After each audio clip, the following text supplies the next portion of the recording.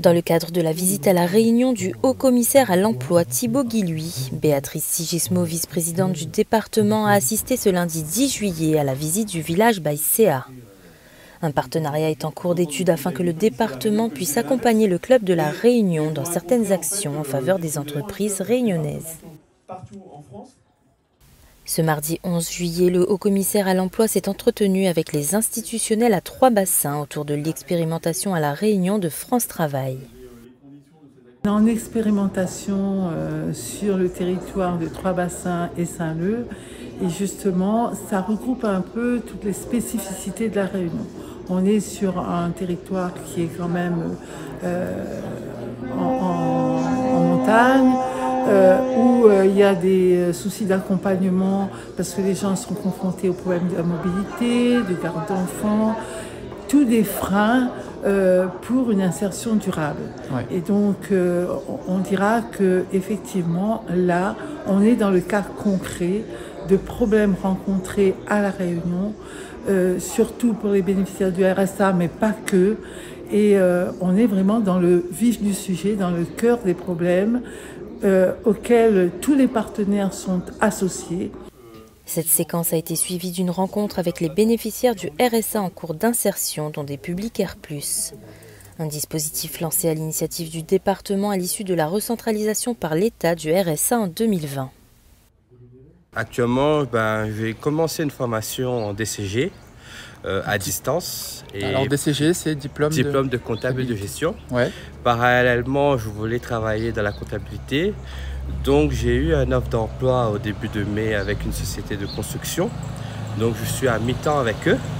Et quand je bénéficiais du RSA, donc quand je vais commencer l'emploi, donc je voulais essayer de gagner un petit peu plus, sachant que j'étais à mi-temps. Donc justement, le R+ me permet d'avoir un complément de salaire parce que en mi-temps, je ne gagne pas beaucoup.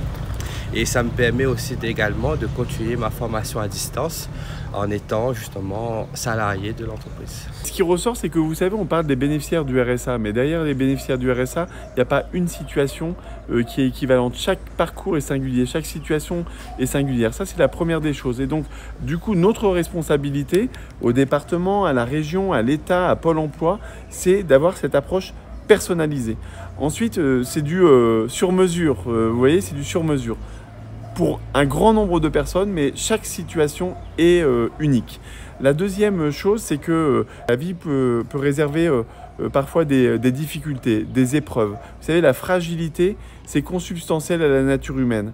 Et donc, c'est important qu'on prenne en compte aussi les difficultés personnelles qui peuvent être traversées. Vous avez vu beaucoup de mamans, par exemple, qui sont seules avec des enfants après des difficultés familiales. Eh bien, c'est comment vous allez les accompagner, les aider à régler un problème de mobilité, de garde d'enfants.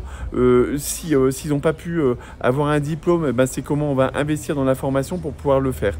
Et donc, cette fragilité-là, il faut que la société soit plus à l'écoute de ça pour faciliter le rebond, qu'il y ait une vraie deuxième chance. Et c'est ça, en fait, l'objectif de l'accompagnement rénové du RSA, c'est que le RSA ne soit pas une fin en soi, mais que ce soit vraiment un moment de rebond, de deuxième chance pour pouvoir préparer un nouvel avenir.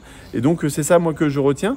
Et puis, la troisième chose, c'est que j'ai vu derrière ces parcours-là de la volonté, de la détermination, de la fierté retrouvée. La matinée s'est poursuivie par la visite de la mission locale de l'Ouest à Savannah pour une rencontre avec des jeunes. José Lito est venu partager son expérience à l'Académie des Dallons. Ça m'a apporté la confiance en moi. Ça m'a aidé aussi de prendre la parole en public. Donc à l'époque, quand je suis arrivé à l'Académie des Dallons, impossible de faire une interview comme ça. Et puis voilà, donc, et de me poser professionnellement et même personnellement. L'Académie, c'est se poser, être bien, de se faire accompagner dans le côté professionnel, parce que généralement, quand on sort du lycée ou du collège, on est un peu perdu, on ne sait pas vraiment quoi faire. Mais là, l'Académie va vous accompagner, va vous conseiller. Et voilà, c'est une très belle expérience à vivre en fait. Le département a fait du soutien à la jeunesse une de ses priorités à travers 3 axes. Accompagner le futur citoyen, faciliter l'accès des jeunes aux droits et les accompagner vers l'insertion. Le département, ce qu'il fait aujourd'hui, c'est de proposer justement un grand public large dans le territoire l'accompagnement des jeunes avec notamment l'Académie des Dallons. On a aussi une association que le département cofinance qui est le CNARM pour la mobilité en Hexagone. Et nous avons aussi une expérimentation qui permet aux jeunes de trouver une voie d'insertion, une voie professionnelle. Et nous accompagnons ces jeunes, notamment dans leur parcours, puisque à leur arrivée, que ce soit à l'Académie des Dallons, au CNARM ou sur la CIPI, nous avons des jeunes qui sont qui ont besoin d'orientation et qui ont besoin d'accompagnement et aussi de se trouver une estime de soi. Donc la valeur humaine aussi est ajoutée dans ces dispositifs du département. Pour finir, la délégation s'est rendue à un atelier chantier d'insertion au port. Un sapotier a symboliquement été planté.